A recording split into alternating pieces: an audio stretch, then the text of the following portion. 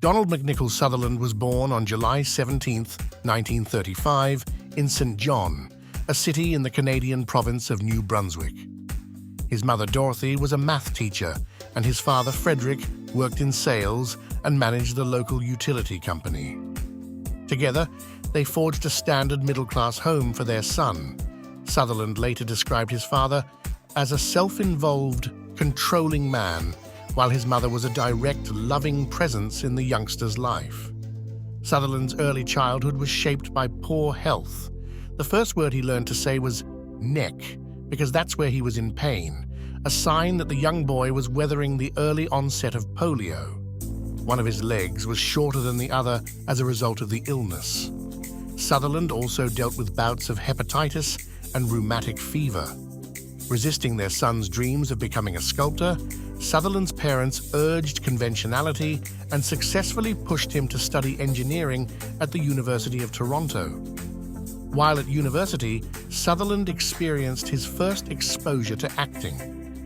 As the story goes, the first play Sutherland ever saw was one he had a small role in, a student production of Edward Albee's The Male Animal during his junior year, for which he auditioned as a dare.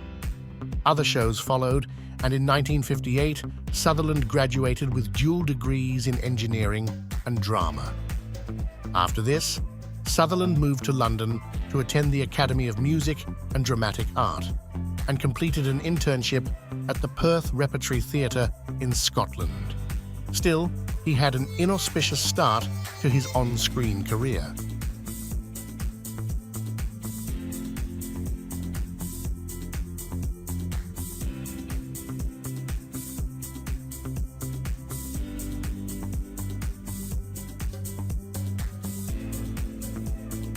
Although he had small appearances in British TV shows such as The Avengers, Sutherland initially struggled to find his footing in the industry.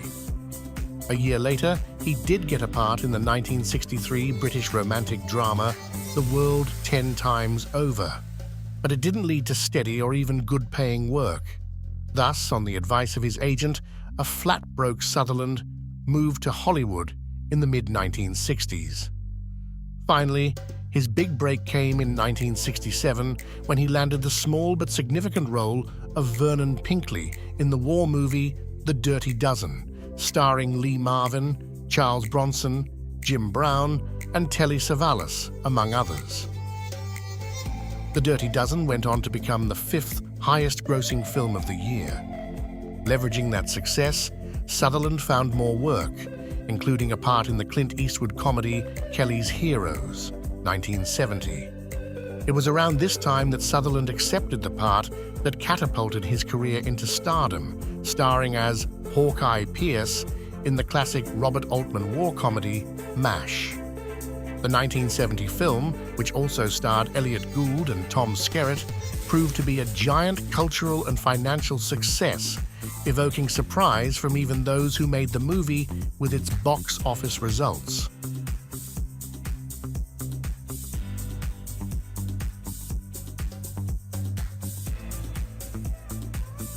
Following MASH, Sutherland became a regular part of the Hollywood rotation. Over the next several decades, Sutherland appeared in a steady lineup of either critical or commercial successes.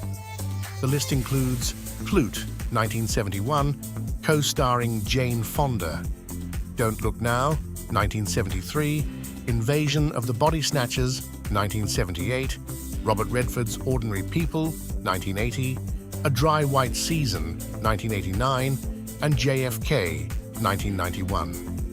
Sutherland's movie choices continued to vary from the 90s into the next millennium.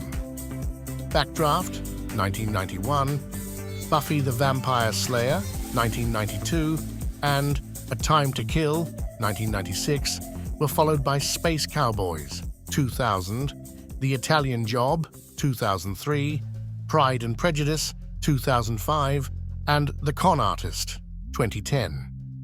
He also made the 2001 TV movie Uprising and worked on the 2004 miniseries Frankenstein. In 2012, he played Wicked President Snow in The Hunger Games, a role he reprised for the franchise's subsequent movies, Catching Fire, 2013, and the 2014 and 2015 installments of Mockingjay. Returning to the small screen, he took on the role of oil tycoon J. Paul Getty for the 2018 FX series Trust, about the infamous 1973 kidnapping of Getty's grandson. His most recent role was on the Yellowstone spin-off series Lawman, Bass Reeves, from 2023. In all, Sutherland collaborated on more than 200 films and TV shows, eventually working harder than most at an age when many of his contemporaries eased back on their schedules.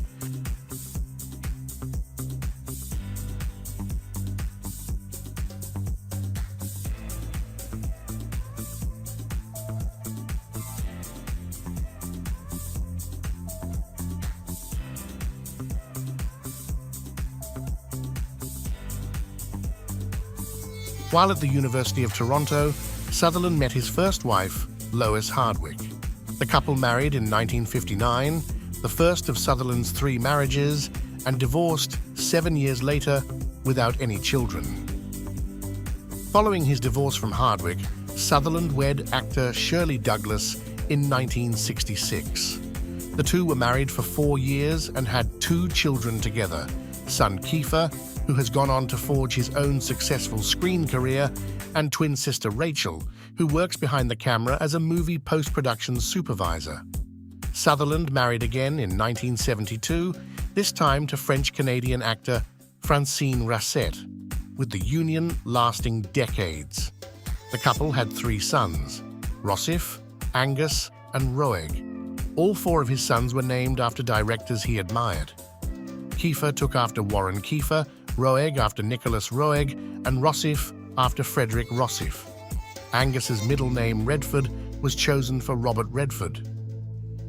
Sutherland also had a highly publicized affair with Jane Fonda, his co-star on Klute.